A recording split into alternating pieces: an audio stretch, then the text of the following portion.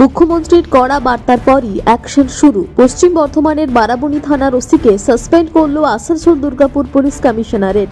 ওই সাব ইন্সপেক্টরের বিরুদ্ধে অপেশাদার মনোভাব ও কর্তব্যে গাফিলতির অভিযোগ তোলা হয়েছে। উল্লেখ্য, বৃহস্পতিবার নবান্নে মমতা বন্দ্যোপাধ্যায় অভিযোগ করেন, টাকার বিনিময়ে কয়লা ও বালি পাচারের মতো অবৈধ কার্যকলাপে সাহায্য করছে পুলিশ ও কেন্দ্রীয় বাহিনীর একাংশ।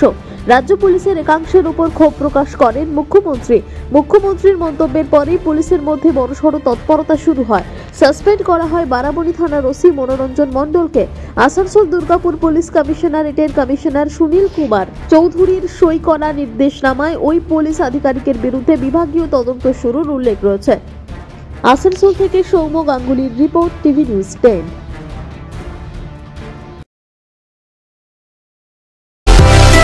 সুলভে সঠিক চিকিৎসার একমাত্র প্রতিষ্ঠান বিবেকানন্দ হসপিটাল।